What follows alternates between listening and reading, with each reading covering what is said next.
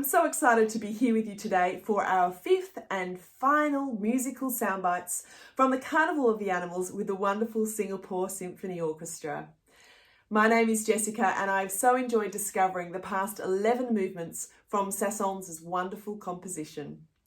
I can't believe that we are already down to our final three. I heard that today, being our last adventure at the Carnival, we may even have a very special guest joining us.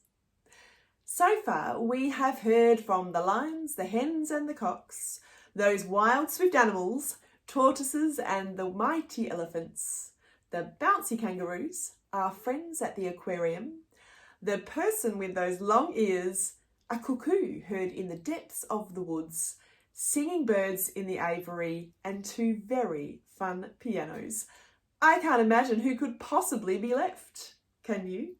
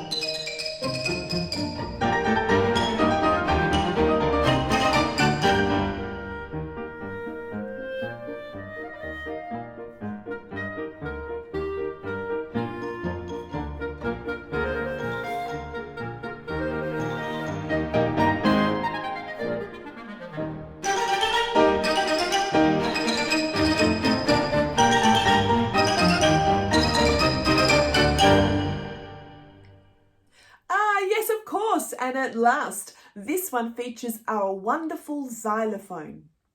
In this movement, titled Fossils, I think the composer Saint-Saëns is having a lot of fun, making it sound like the xylophone is actually pretending to be the sounds of old fossils in the ground, funny bones clanking together in the dust. It reminds me of another piece that Saint-Saëns wrote called Danse Macabre, where he does this same effect. Something else tells us that Saint-Saëns was having a lot of fun when he wrote this movement.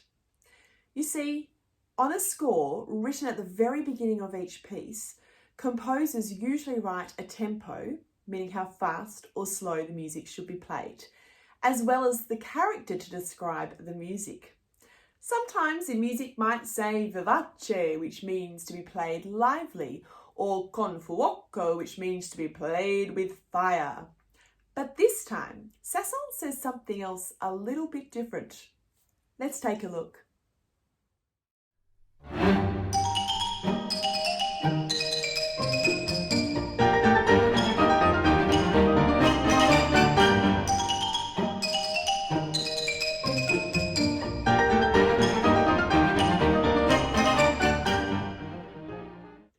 Did you see the character marked at the beginning of the movement? It says allegro ridicolo, which means to play the music fast and ridiculous. The movement shows the xylophone as the fossils, accompanied by the clarinet, the two pianos and the strings. The strings show a lot of different techniques that we've seen in the other movements, like pizzicato to pluck the string, arco to use the bow, staccato, which is to play short, and legato slurs, which give us a much smoother sound. All of these instructions help us to tell the story of the music and give it a lot more contrast and excitement. Let's take one more look at the score as the music plays and see how many of these markings you can find on the page.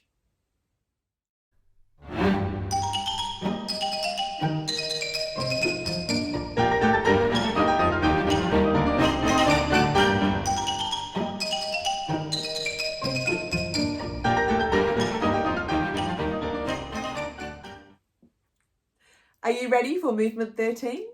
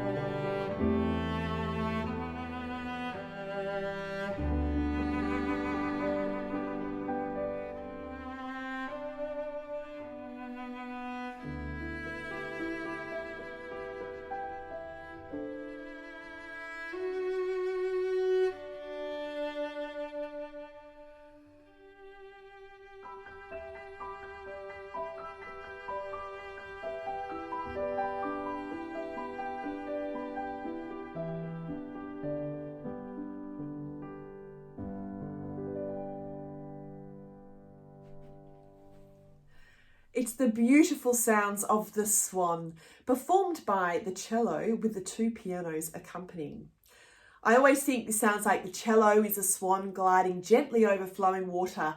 The water is the two pianos below. We hear the cello play the melody with very long, smooth bows, singing out the tune as a graceful swan gliding across the lake.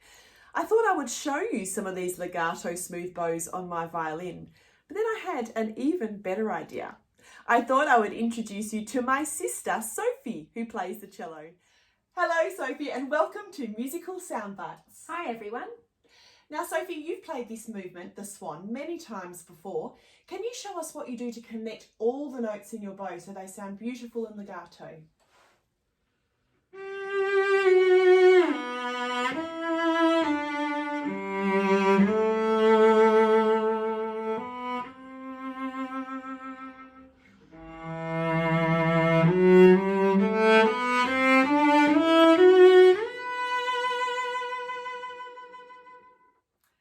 Absolutely beautiful. I could see the swan gliding across that lake.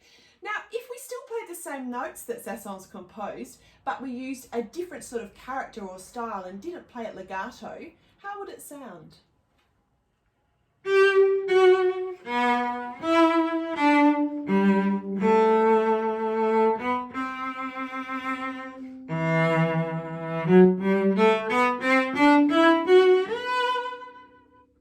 That does not sound like our smooth and gliding swan any longer, does it? So you can see how the information that the composer puts in the score on how to play with legato slur bowings or staccato, like we heard in our hen in the first movement, makes a big difference to how we tell the story of each character. Sophie, I think while you're here, we should have a bit of fun and play this as a duet. What do you think? Yeah, let's do it. Okay.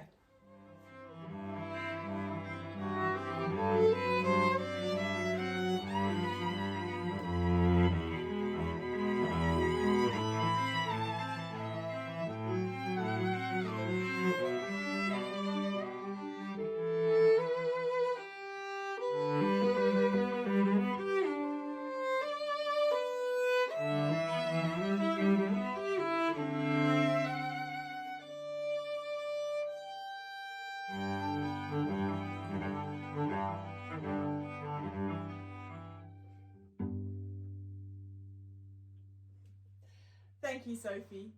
I think that means it's time for the finale from Carnival of the Animals.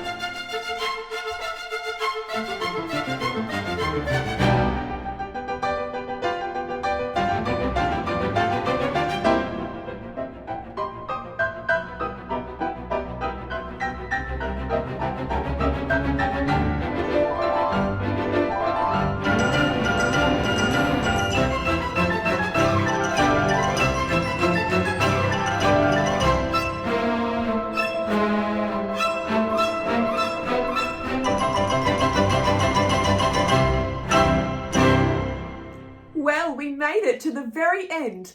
Do you remember right back to our very first lot of sound bites when we heard the introduction? It started with the fast and exciting trills in the pianos. Well, the finale also starts this way, but this time it's joined closely by the flute and the clarinet the glass harmonica and the xylophone. It is in this final movement that we get to see the whole carnival play out before our eyes. We get to hear many of the compositional tools that Saint-Saëns used in the movements that we have been discovering along the way. We hear scales, glissandi, trills, pizzicato, legato, bowing and more. We heard many different tempos, saw key signatures change before our eyes and learned how the musicians know what character each movement should be played in. It was such an exciting journey through the 14 sound bites. I would love to know which one your favourite animal was, the best musical technique that you learned along the way, and of course, which instrument you loved the most. Thank you so much for joining me at Carnival of the Animals. It was wonderful exploring all these musical sound bites with you. Let's give our orchestra, the Singapore Symphony Orchestra, a big clap for their wonderful playing. And another clap for you, our artists and our audience members. Don't forget that you can share some of your pictures, your questions, or your favourite parts from the Carnival of the Animals to me at outreach@sso.org.sg. Until then, this is Jessica Gethin saying a very big thank you from myself and from the Singapore Symphony Orchestra for joining us. Goodbye!